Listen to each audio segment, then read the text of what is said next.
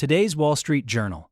We're breaking down the biggest business stories of the day, what happened, why it matters, and where the incentives really are. First article from Journal: U.S. jobless claims unchanged last week. U.S. jobless claims held steady last week as employers preferred to retain staff rather than implement layoffs. That one line from the Wall Street Journal is the heartbeat of this whole episode. It's easy to overlook because it doesn't scream crisis or boom. But for anyone who allocates capital over decades, a stable claims number in a noisy world is one of the clearest signals you can get about what founders and operators actually believe about the future. The article I'm working off is from the Wall Street Journal. It sits next to a note about mortgage rates hovering near multi-year lows, and a bigger story about tariffs and uncertainty. The theme tying it together is simple. When things are volatile at the edges, wars, tariffs, courts, but jobless claims and mortgages are behaving, management teams are telling you they expect the machine to keep turning. Let's get concrete. The Journal reports that initial jobless claims came in at 213,000 people for the week through February 28th, exactly in line with the prior week. Continuing claims, the people still on unemployment ticked up, from about 1.82 million to about 1.87 million a week earlier. ADP's separate payroll report showed the economy added 63,000 private jobs in February, after a very weak, revised 11,000 in January. On screen, you'd be seeing a small headline, Jobless Claims Unchanged Last Week. Underneath it, a short block of text with those numbers. Next to it, you'd see another small chart. The average 30-year fixed mortgage rate over the last few years, rising from the low 2s to around 6%, with a caption noting that this is the lowest level in more than 3 years and only slightly above last week's 5.98%. If you're watching this as an investor, I want you to literally picture those two visuals side by side. A flat claims number at just over 200,000. A mortgage rate line that spiked and is now settling around 6%. That's the backdrop founders and capital allocators are living in. Now, what do steady claims actually mean in terms of incentives? Think about the central figures here. Thousands of small founders and owners deciding whether to let people go. Mid and large company CEOs deciding whether to run lean or build benches. CFOs deciding whether to freeze hiring, replace attrition, or quietly expand teams. Jobless claims are just the aggregation of their choices, week after week. For a long time, in the immediate post-COVID period, the pattern was fire first, hire back later. Uncertainty was huge, and the labor market was tight enough that some companies overhired and then cut. Now we're in a different phase. At 213,000 claims, the message is, demand is not collapsing. Labor is still hard enough to replace that managers are reluctant to cut. Most operators would rather hold on to trained staff than try to rehire them at higher wages later. That's an incentive story. Owners are implicitly saying the cost of holding extra people is lower than the risk of being understaffed when demand holds up. Now tie that to the continuing claims. Those are higher up from roughly 1.82 million to 1.87 million. That suggests the people who do lose jobs are taking a bit longer to find new ones. The market isn't red hot, it's just not cracking. On screen, if we had a chart of continuing claims, you'd see a gentle rise, not a spike. It would look like a line inching up, still far below crisis levels. That's what matters for us. It's not screaming recession, but it's telling you hiring is getting more selective. Let's bring in the second visual, the mortgage rate chart. The Journal notes that the average rate on a standard 30-year fixed mortgage is now right around 6%, up just a touch from 5.98% a week earlier, and still at the lowest since 2022. Treasury yields have ticked up a bit because of higher energy prices and stronger economic data, but mortgages are still sitting in that mid-single-digit band. On screen, that curve shows a massive spike from the era of 2 and 3% mortgages up into the 7s and 8s, and now a drift back down into the 6s. That picture is important because it tells you where the cost of waiting is for consumers and for developers. If you're a home buyer, 6% is not free money, but it's better than 8. If you're a builder, it's just low enough that you can still move product with the right price and incentives. If you're a bank or a mortgage REIT, it's a rate that still pays you for duration without killing the borrower. Combine that with steady jobless claims and you get a deeper truth. For most American households, the cash flow environment is still tight but workable. Income is not falling off a cliff, credit costs are elevated but stable, And the fear that everyone will be out of a job tomorrow is not what's driving behavior. Now, let's do a decision autopsy for founders and operators using this backdrop. Take a mid-size founder-led company, maybe in manufacturing, maybe in software, maybe in consumer goods. They're reading the same journal page you are. What do they see? Initial claims flat at a low level. A slight rise in continuing claims. Mortgage rates stable around 6%. ADP telling them the economy added jobs again after a soft month. What do they conclude? If they're rational, they probably say, "We don't need panic layoffs. We do need to be careful on incremental hires. We should keep investing in our core products, because demand is still there, but we have to be selective with new initiatives." The opportunity cost they grapple with is time.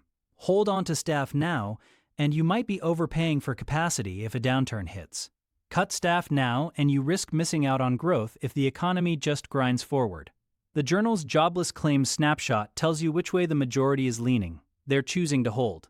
Most failures in business come when management misreads this kind of environment.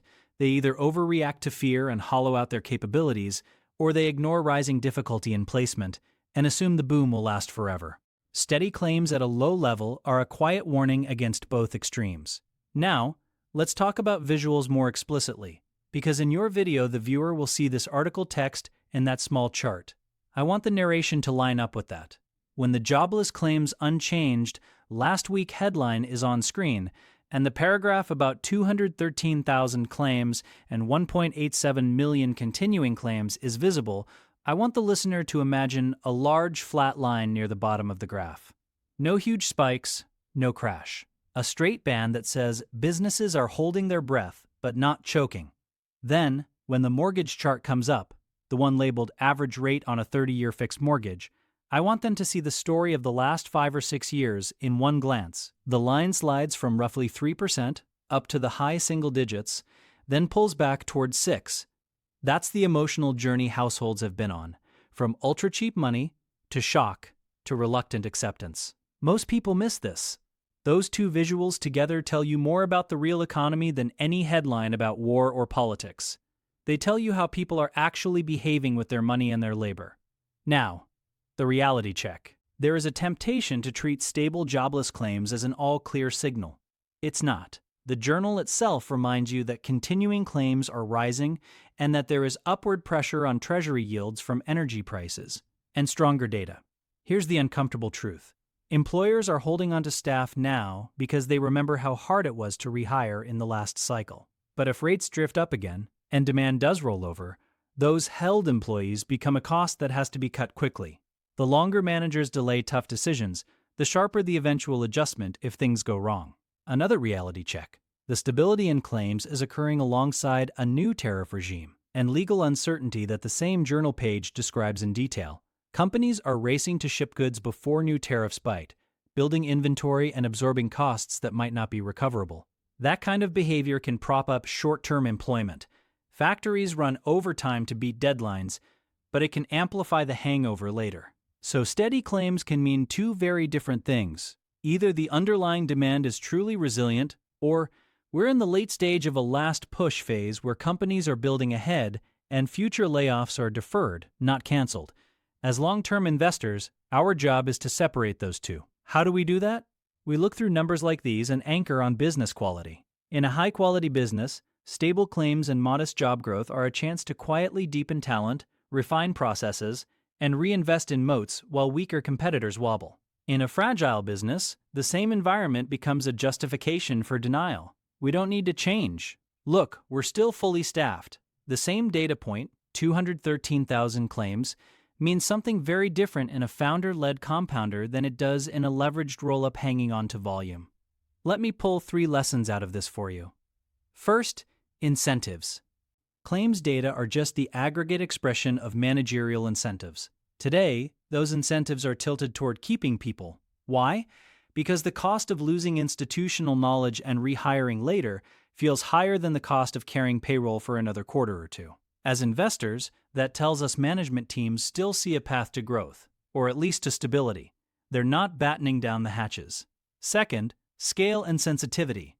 Large employers, mega caps, national chains, can smooth the cycle. They can move people around, close weaker locations, and absorb shocks in a way small firms can't. But when they do finally decide to cut, they can move the claims number quickly. Right now, the fact that claims are flat and low suggests big employers are not yet in system-wide retreat. That gives focused, smaller founders time to keep building. Scale is less of a disadvantage when the giants are not panicking. Third, success and complacency. A long stretch of low jobless claims can lull both workers and owners into thinking frictionless employment is the new normal. That's dangerous. It encourages companies to layer in bureaucracy and marginal roles, and it encourages employees to assume they'll always find a job quickly. The seeds of the next painful adjustment are often planted in exactly these periods of apparent calm. The question the journal's U.S. jobless claims note is really asking us is this: are we using this period of stability to build systems and cultures that can survive a hit, or are we just using it to postpone decisions we already know we need to make? I'll end with this. Every week, those claims numbers come out. They look like a boring statistic, but underneath them are millions of individual decisions about hiring, firing, risk, and faith in the future. If we're serious about compounding, we have to read them not as traders looking for a short-term reaction, but as owners asking, what does this say about how founders and operators feel about the next 10 years? The sentence I want you to remember is this: when jobless claims stay low and steady, the real edge isn't betting that nothing will change. It's backing the people who use that calm to quietly prepare for the day it finally does.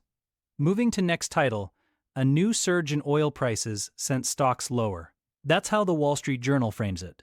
And that one line is doing a lot of work.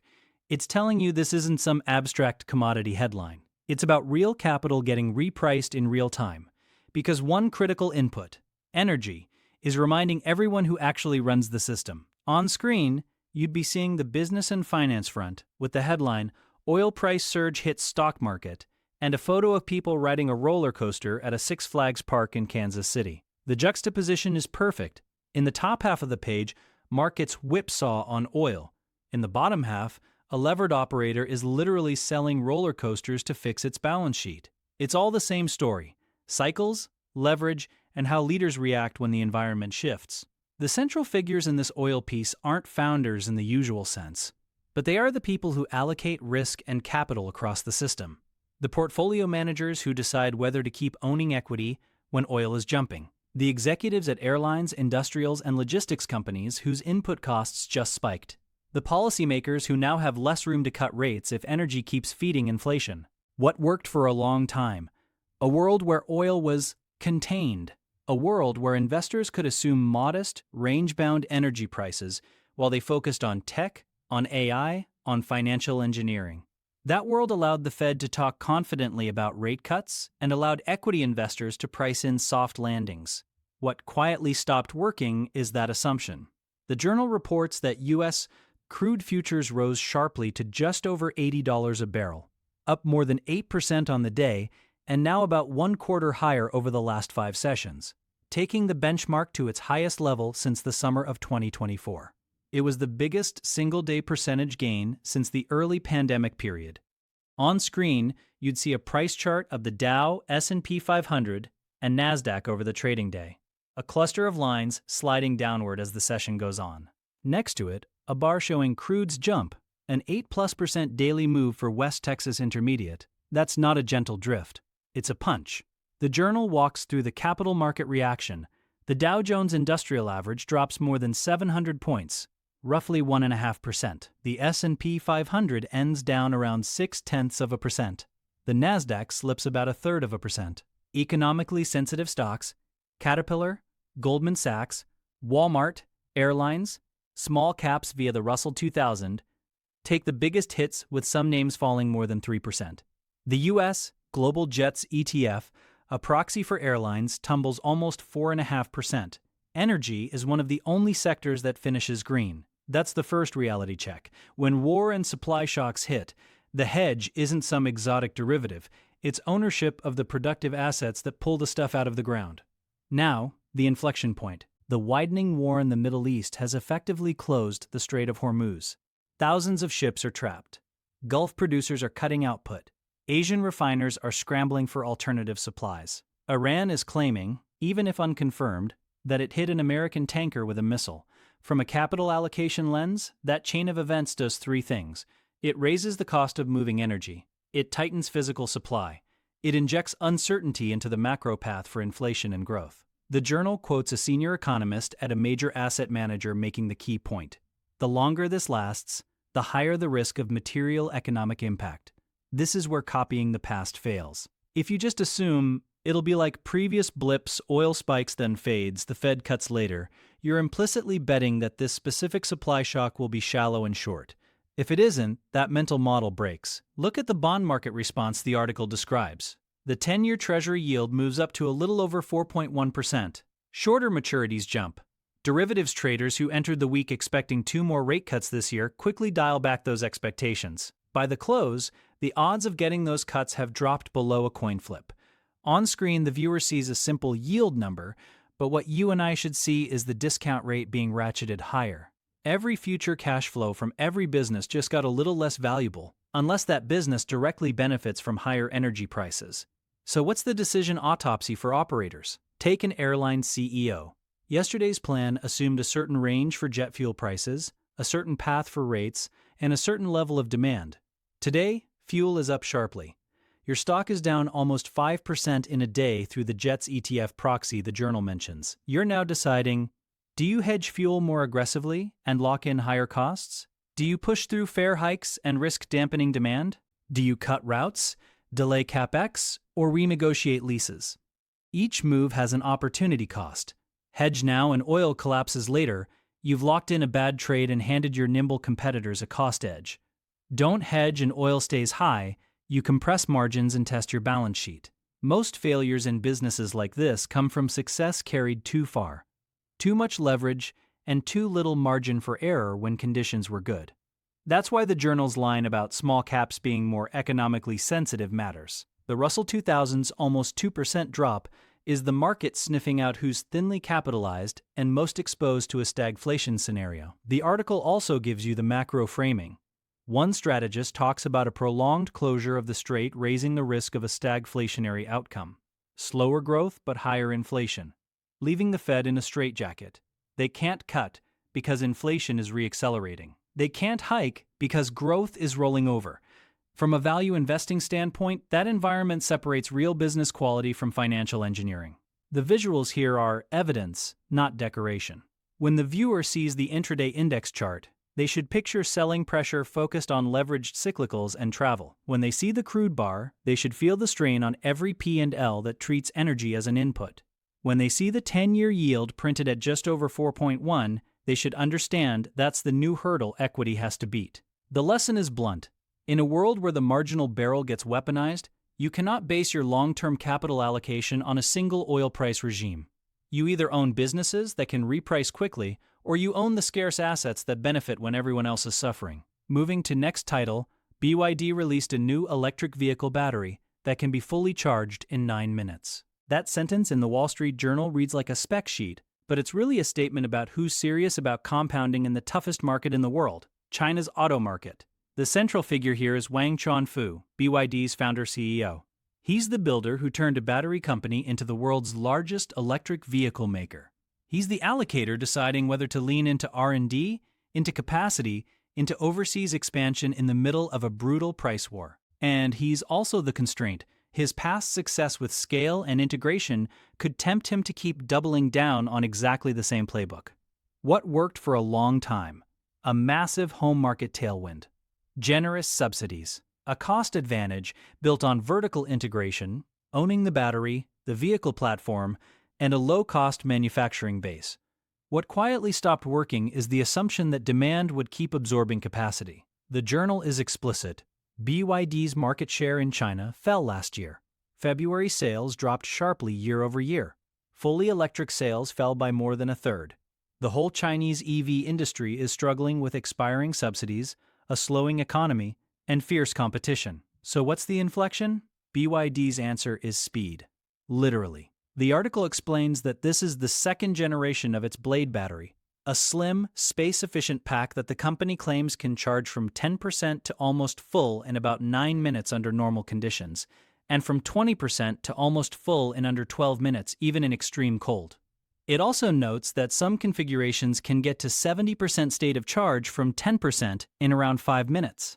On screen, the viewer would see text describing those charging times and a chart of BYD's monthly vehicle sales hovering in the hundreds of thousands of units, with February highlighted at around 190,000, down significantly from the prior year. That chart is the reality check. Innovation is happening, but demand is not a straight line. BYD pairs the battery with what it calls a flash charging station, a 1.5 megawatt system. The journal says the company plans up to 20,000 charging stations by year-end, including 2,000 along expressways, and that it already has more than 4,000 sites built in China, with 1,000 expressway stations targeted by early May. That's not a product tweak. That's a capital allocation choice on the scale of an infrastructure company. Decision autopsy. Expected. If you make refueling an EV close in time and convenience to gasoline, you eliminate one of the biggest psychological and practical barriers to adoption. That should support pricing power, brand strength, and utilization of your factories. Actual, you are committing huge amounts of capital to a charging network precisely when your domestic volume is under pressure. The opportunity cost is obvious. Those billions could be used to shore up the balance sheet, fund aggressive overseas pricing, or return cash. BYD is choosing instead to deepen the moat, own the vehicle, own the battery, own the refueling experience. The journal also notes the product decisions. This new battery goes first into mid-range and flagship models, including the newly released Denza Z9 GT that can travel roughly 640 miles on a single charge. That's another allocation call. Put your best tech in higher-margin cars to protect profitability while the entry-level market gets hammered by price cuts and subsidy loss. And they aren't just thinking domestically. The article reminds you BYD's overseas prospects look brighter. It's gaining share in Europe and other regions and plans to install hundreds of these flash charging stations in Europe this year. That's the international compounding angle. Use home market scale to fund a land grab in markets where regulators want EVs, but the local industry is not as cost competitive. The visual in the journal, a bar chart of monthly vehicle sales, shows the dip in February. The narration should make the viewer see a big, volatile series of bars, with one noticeably shorter recent one. That's the warning. Even the leader can get punched in the face by the cycle. The lesson from BYD's move is that true founders respond to adversity, not by cutting innovation, but by doubling down on the structural features that made them hard to compete with in the first place. Faster charging, more integrated infrastructure, and overseas expansion are all different expressions of the same principle. Extend your time horizon beyond the current price war. Moving to next title, Volkswagen Group has delivered 4 million all-electric vehicles since it launched its first model in 2013. It said on Thursday. That's the line the Wall Street Journal uses to anchor Volkswagen's EV update. On the surface, it's a milestone. Underneath, it's a statement about how slowly and then how suddenly legacy transformation compounds. The central figure here is Oliver Blume, the CEO. He's not the founder, but he is trying to refound Volkswagen as a credible EV player after a decade defined by diesel scandal and incremental electrification. The article quotes him making the key comparison. It took about 10 years to deliver the first million pure EVs. The fourth million took just 1 year. On screen, you should imagine a simple mental graph. 3 million vehicles spread across roughly a decade, then 1 million in the last 12 months alone. That's an S-curve. Slow base, then rapid acceleration. The journal breaks down where those cars went. More than 2/3 of the 4 million were delivered in Europe. China took about a fifth. The US took around 8%. The rest of the world combined accounted for the remaining sliver. That geographic mix matters. Europe is still Volkswagen's stronghold, and the company is leaning into its home turf. China, despite being the world's largest EV market, is where VW is clearly playing catch-up against BYD and Tesla. The article says the compact class accounts for about 70% of these EV deliveries. Cars like the ID.3, Idaho, 4, the Skoda Enyaq, the Cupra Born, and the Audi Q4 e-tron. Those are the workhorses, not halo sports cars, not ultra-luxury, but mass-market or near-mass-market vehicles. Volkswagen has launched around 60 new models across its brands in the last 2 years, with roughly 1/3 of them being all-electric. It now offers more than 30 all-electric vehicles across passenger cars and all-electric trucks and buses through brands like Scania, MAN, International, and Volkswagen Truck and Bus. And crucially, it plans more than 20 new models this year, about half of which are fully electric, including a new urban EV family in Europe and new models in China. That's a lot of capital. The decision autopsy is straightforward. Expected. By flooding its portfolio with EV variants across segments and brands, VW can leverage its platform investments and defend its European market share while clawing back relevance in China. Actual. The company now carries the full weight of that capex and the risk that some of those models underperform in crowded segments. The opportunity cost of this EV push is lighter investment in internal combustion and hybrids, shorter product cycles, and more complexity across the lineup. The hidden trade-off is cannibalization. Every ID.3 they sell is one fewer traditional Golf. For investors, the question is whether the EV margin and lifetime value will eventually exceed the ICE cash cow they are sacrificing. The visual impact here is in the segment and product count. 30-plus all-electric models on sale, 20 more models this year across the group, about half of them EVs. You want the listener to picture a crowded VW showroom with multiple electric options under different badges, not a single flagship EV. This is a portfolio bet, not a single horse. Volkswagen's evolution shows why copying the past fails. 10 years ago, they could sell diesels and treat electrification as a side project.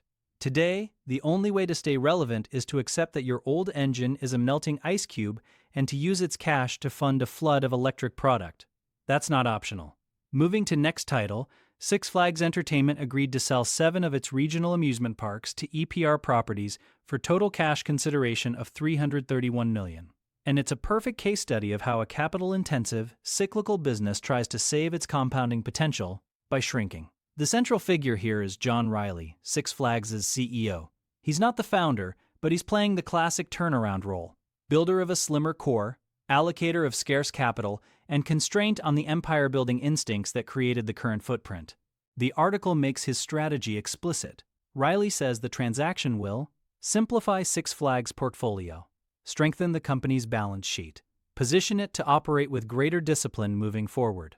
In other words, sell some parks, pay down debt, and concentrate management attention and capex on the highest return properties. On screen, the viewer would see the business and finance front page, with a subhead noting the sale, and a chart showing Six Flags' annual revenue rising into the low billions, about $3+ billion after the acquisition of Cedar Fair, alongside a graph of park attendance in millions per quarter. Attendance peaked, then wobbled. The share price chart versus the S&P 500 shows a line that underperforms after the big acquisition. Those visuals tell the story. For years, the company's answer was more parks, more rides, more leverage. They acquired Cedar Fair, grew to a footprint of dozens of parks, and chased scale. Now they are cutting back. The journal lists the parks being sold: Valley Fair in Minneapolis, Worlds of Fun in Kansas City, Michigan's Adventure in Grand Rapids, Schlitterbahn Water Park in Galveston, Six Flags St. Louis, Six Flags Great Escape in upstate New York, Six Flags La Ronde in Montreal. Collectively, these parks hosted about 4.5 million guests last year and generated around $260 million in net revenue. Decision autopsy. Expected when they built this footprint. More parks equals diversified attendance, higher brand reach, and better negotiating leverage with sponsors and vendors. Actual, some parks underperform, debt weighs on the balance sheet, and management spread thin across assets with very different economics. The opportunity cost of holding on to these 7 parks is clear. Every dollar of maintenance capex, marketing, and overhead going into low-return properties is a dollar not going into the strongest parks, into new attractions where demand is robust, or into debt reduction. Riley is choosing to flip that. Sell the weaker or less strategic assets to EPR Properties, an experiential real estate REIT, which will then partner with an operator called Enchanted Parks for the U.S. locations and a separate operator in Canada. Six Flags plans to use the proceeds to pay down debt and concentrate on the properties it believes have the strongest returns and greatest long-term upside. On screen, the viewer should picture a map of North America with 7 dots moving from Six Flags column to EPRs. The commentary should make them see a company literally shrinking its operating grid to restore focus. EPR's CEO calls the deal a compelling opportunity to expand their attractions portfolio with high-quality experiential real estate in established regional markets. That's the other side of the table. A landlord buying real assets with real cash flows at a price they believe leaves them upside once the capital structure is de-risked. This is success carried too far in real time. The post-Cedar Fair Six Flags had more parks than it could feed with capital. Now the bill is due. For investors, the lesson is that in asset-heavy businesses, sometimes the only way to restart compounding is to admit you built too much and sell pieces of the empire to someone whose job is to own the concrete, not the brand. Now, towards last article, Meta Platforms said it will let rival artificial intelligence chatbots communicate with users on its WhatsApp messaging platform for a fee.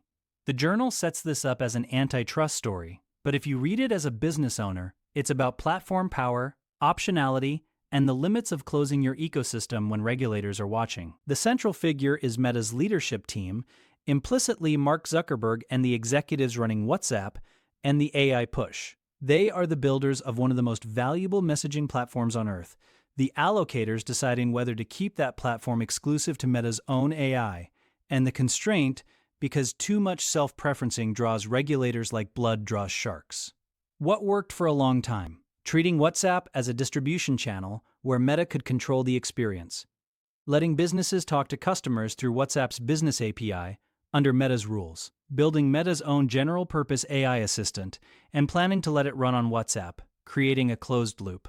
What quietly stopped working is the assumption that you can use that position to lock out rival AI providers without a serious regulatory response. The journal explains that Meta introduced a policy effectively banning developers of rival chatbots, like OpenAI's ChatGPT, from using WhatsApp's business interface. That triggered an investigation by the European Commission and earlier action by Italian and Brazilian authorities. The Commission warned it might impose a temporary injunction, arguing that the policy could cause serious and irreparable harm to the market for general-purpose AI assistants.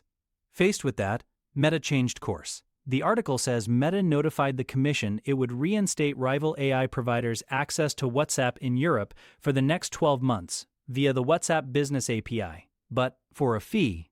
A WhatsApp spokesperson is quoted saying the company believes this removes the need for any immediate intervention. In other words, they're opening the gate while installing a toll booth. On screen, you'd see text summarizing the Commission's concerns and the line about Meta allowing rival chatbots back for a fee. You'd also see mention that Meta had already reopened access in Italy after a separate injunction, and that a Brazilian court reinstated an injunction that forces Meta to keep the channel open there too. Decision autopsy. Expected when Meta rolled out its original policy. By reserving WhatsApp for Meta AI, they could capture the entire conversational interface and deny rivals a key distribution surface. Actual. Regulators in Europe, Italy, and Brazil see that as potentially abusive conduct and move quickly to investigate and impose interim measures. The opportunity cost now is strategic. Meta has to accept that WhatsApp, in key regions, will not be an exclusive pipe for its own AI. It will be a marketplace where general-purpose AI providers, including its rivals, can talk to users while paying Meta for access. The hidden trade-off is positioning. If Meta prices that access too high or burdens it with friction, it risks drawing more regulatory fire and pushing developers to alternative channels. If it prices too low, it risks subsidizing competitors' growth while taking on the operational and legal risk of hosting their bots. From a value perspective, this is a classic platform move. Shift from pure exclusivity to a layered model where Meta runs its own assistant and rents out the rails. Over time, the question becomes, who captures more of the economic rent, the platform or the AI providers? The visual here is regulatory pressure. The narration should make the viewer imagine the Commission's letter describing serious and irreparable harm, then Meta's spokesperson explaining the 12-month accommodation. It's a dance. Push, pull, adjust. 3 lessons and ending. Across these 5 stories from the Wall Street Journal, a violent oil price spike, BYD's fast-charging battery, Volkswagen's EV milestone, Six Flags asset sale, and Meta opening WhatsApp to rival bots. You can see the same pattern. In each case, leaders are confronting the limits of their previous playbook. Investors who built portfolios for low, stable energy prices are being reminded that commodity risk still matters. BYD's founder is doubling down on technology and infrastructure, just as his home market stalls. Volkswagen's management is compressing a decade of EV progress into a single year of volume and dozens of new models. Six Flags CEO is cutting back an overgrown footprint to save the core. Meta's leadership is discovering that some forms of closing the ecosystem come with regulators attached. Three timeless lessons stand out. First, incentives shape outcomes more than narratives. Oil traders, Chinese EV buyers, theme park operators, and EU regulators are all following their incentives. If you want to compound, you have to understand those before you listen to any story. Second, scale becomes a disadvantage when it tempts you to keep extending the old model. BYD and Volkswagen are big enough to waste billions if they get the transition wrong. Six Flags was big enough to buy more parks than it could feed.